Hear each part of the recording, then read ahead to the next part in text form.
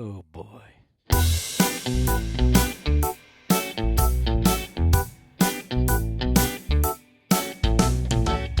When I wake up each day, I feel so weary.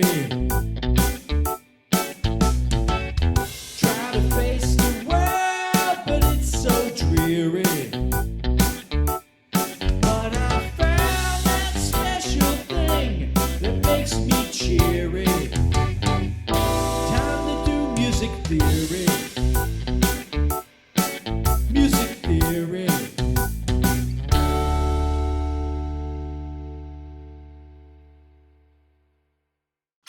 You're watching Adventures in Music Theory with your host, Dr. Robbins. Hello, everybody. Welcome to the April 27 edition of Online Voice Leading. We're going to go ahead and continue talking today about the new topic we started on Friday, which is also the last topic we're going to go into this semester, secondary dominants. Those chords that make our Roman numerals complicated by making us say things like 5, 7 of 3 and things like that, but those chords that make our music sound cooler, so they're totally worth learning about. So let's review our new best friends, the secondary dominants. One thing we talked about secondary dominants is that they're chromatic chords, which means they bring in notes that aren't part of the key we're in, not part of the scale we're using. Up till now this year, everything we've done has been diatonic. If we were in a major key, you only used the notes that were part of that major scale. The key signature covered everything. And if we were in a minor key, it was the same situation. Only used notes of that minor scale, and the key signature didn't cover everything, but if anything got changed, it was always going to be the 6th or 7th note of the scale getting raised up a half step. Now that these chromatic chords have come to town, that's all going to change. Suddenly now we might find that in the key of C major, a C sharp or a B flat can sneak in as part of a secondary dominant chord. So these secondary dominants start introducing chromaticism into our music. And the thing these secondary dominants do is they tonicize, which means they tend to make the chord that comes after them sound like a little temporary tonic. It has a little bit more weight on it. When you hear 5, 7 of 2, what it does is it makes the 2 chord that probably comes after it have a little bit more weight on it. And remember, when we're looking at these secondary dominants to figure out what they tonicize, we look at the root of our secondary dominant chord, and then we go down a perfect fifth to find out what note is actually getting tonicized by it. As I said before, when we say they're chromatic, that means there are notes in them that are not part of the key we're in. And with these 3 secondary dominants that I have notated, if you look at the little red arrows that are going there, they're showing you exactly what makes each of those chords chromatic. That top chord is chromatic because it looks like it's happening in the key of maybe G major, but then there's a G sharp in it. Definitely not a note that's part of a G major scale. Or the next chord down there in the middle line with 3 flats in the key signature, that would mean it was E flat major or C minor. Either way, that D flat in the chord wouldn't be part of the key. Therefore, that's a chromatic chord. Likewise, our bottom chord with 4 sharps in the key signature, we're in E major or C sharp minor.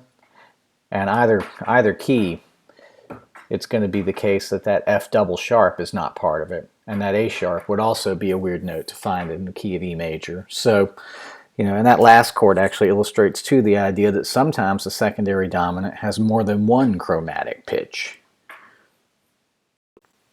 And they tonicize. They make the chord that comes after them sound like a tonic. So we need to figure out what they're tonicizing to identify them correctly. Like when we say a chord is 5, 7 of 4, what we mean is it's tonicizing 4. So we need to always be able to figure out what do we want to make our second Roman numeral that we write on the right side of the slash be. So for that first chord up there, what you do is you look at it and find its root. The root of that E, G sharp, B, D chord is the E.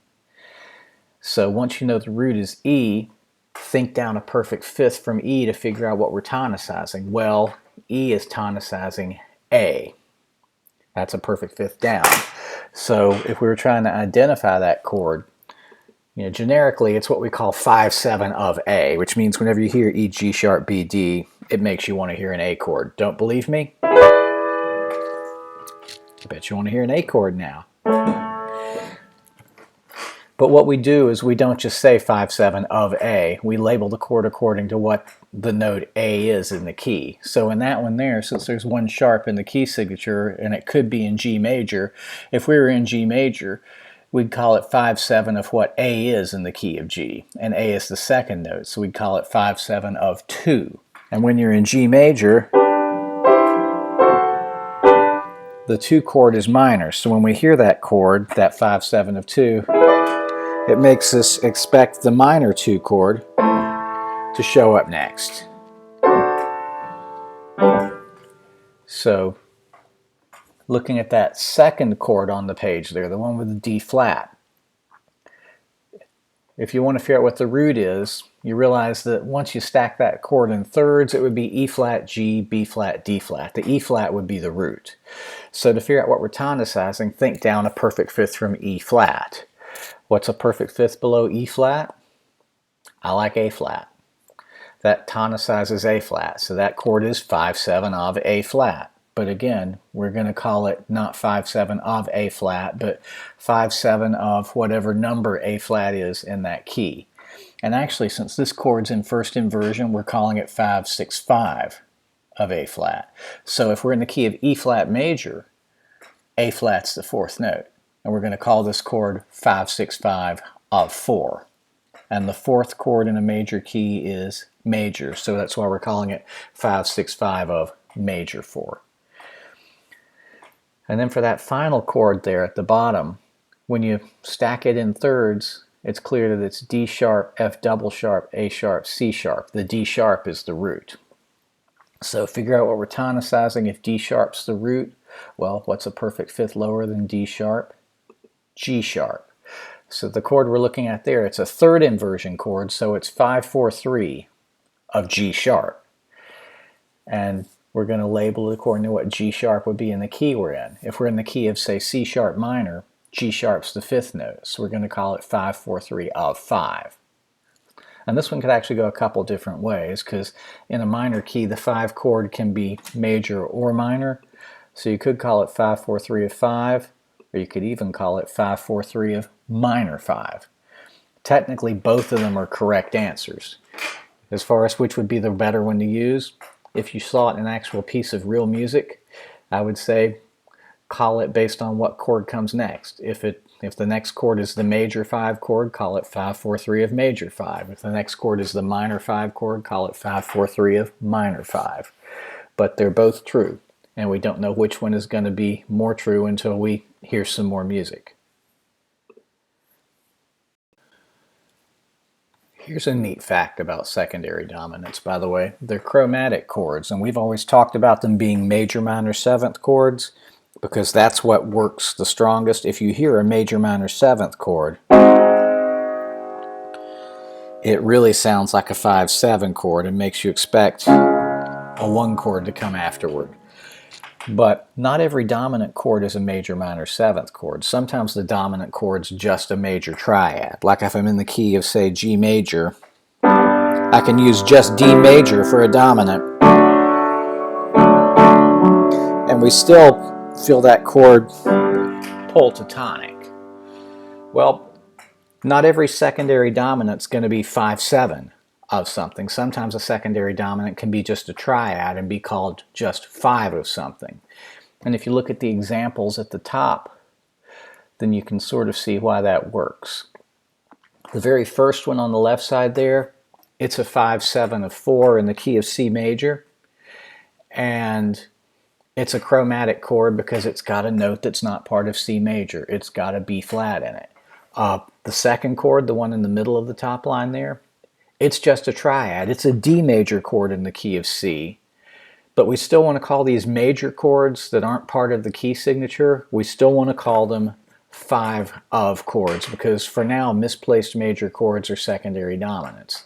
So we would call that D major chord 5 of 5, because D major is the dominant chord to G. And if I'm playing along in C major,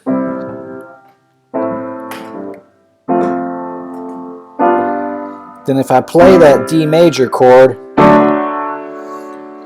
you expect it to go to 5 next, don't you? Even if we're in the key of C, that's what you expect. So, and likewise, if I played that A major chord in the key of C major, here's C major again, just being C major diatonically. Here's that A major chord. It makes me want to hear a 2 chord next, even though we're in C.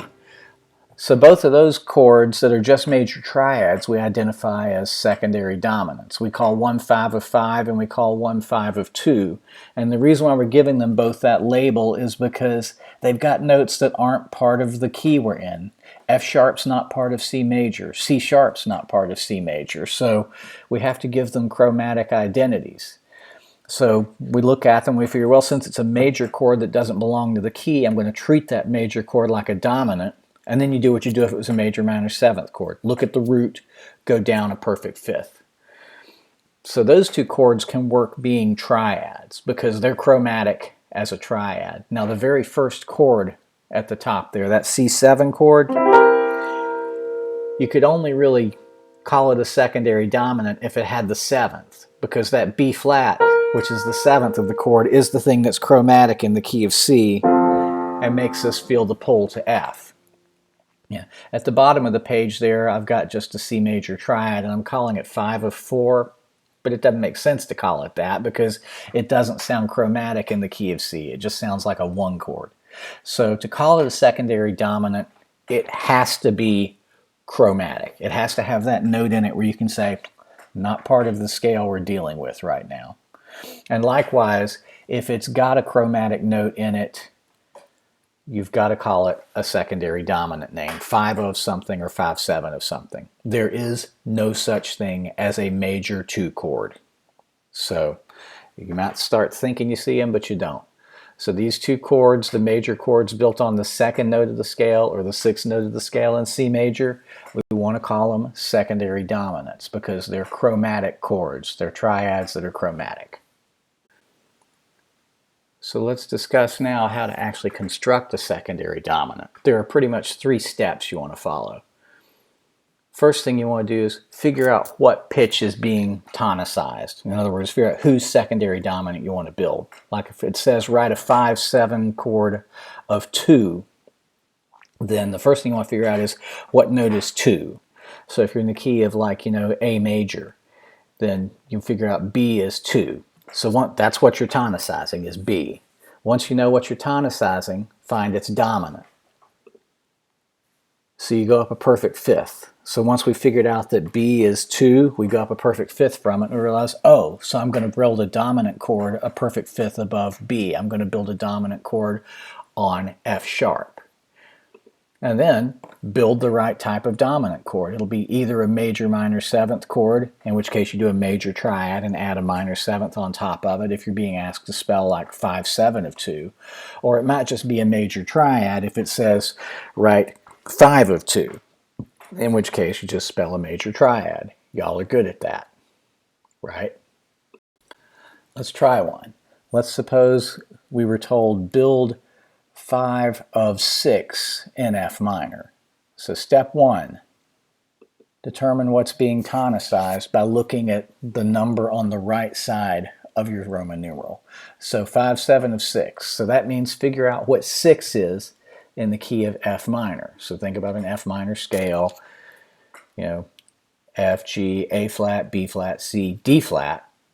So we now know that 6 is D flat. So in F minor, D flat is the 6th note of the scale. So what we're going to do then is we're going to build D flat's dominant. So the next thing we need to do is think about, well, the dominant to a note is a perfect 5th higher. So what's a perfect 5th above D flat? It's A flat, right?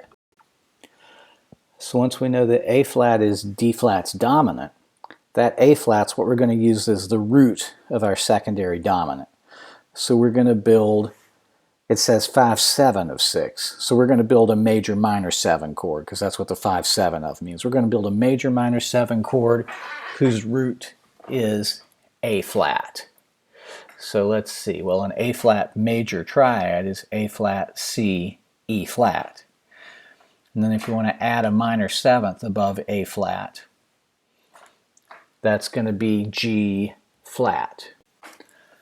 And wow, down there at the bottom of the page, there is your A flat 7 chord we just built, the A flat, C, E flat, G flat chord. And you can tell you've done your secondary dominant right because you should be able to see the thing that makes it a secondary dominant. When you look at that chord, you should be able to look at it and see, oh yeah, there's the note that's not really part of F minor.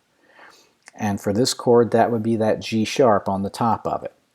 So secondary dominants need to look the part. They need to look like chromatic chords. Let's talk a little bit more quickly through this next one. Let's assume that we were trying to build 5, 4, 3 of 3 in A major.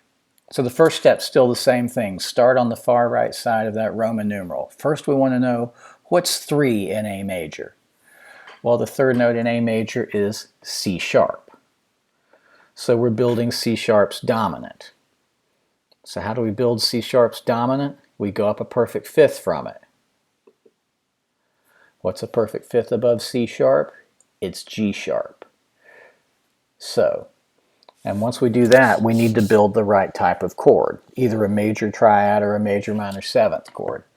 This says 5, 4, 3, so that's a major minor seventh chord. So we're going to build a major minor seventh chord on G sharp. That's G sharp, B sharp, D sharp, F sharp. And when we spell that chord, we need to make sure that it's in third inversion, so fifth in the bass. So G sharp, B sharp, D sharp is the lowest note, F sharp. So your chord needs to look kind of like that. As long as you've got those pitches and D sharp is the lowest one, you're good. And again, I would say give it the eyeball test here, where you look at it and ask yourself, are there notes in that chord that aren't part of this key signature? And that's totally the case, right? In the key of A major, B sharp and D sharp, which we need for our 5, 4, 3 of 3 chord, aren't part of the key signature. So again, we can see the chromaticism on the chord, and that's what you want to be able to do. And let's try one more. Let's assume we're asked for a 5, 4, 2 of 7 in the key of G minor. So, of course, we'd like a staff to write it on, and let's go ahead and put G minor's key signature in it. So there's that. So, first thing we do, figure out what's being asked for on the right side of that Roman numeral. It's asking us for 5, 4, 2 of subtonic 7. Because remember, in G minor, sometimes you use F natural, sometimes you use F sharp, the leading tone. We're being asked to use F natural, the subtonic. So that's what we're writing here is 5, 7 of F in third inversion, because it says 5, 4, 2 of 7. So now that we know F is 7, what we want to do is write F's dominant. So what's a perfect fifth above F? It's C.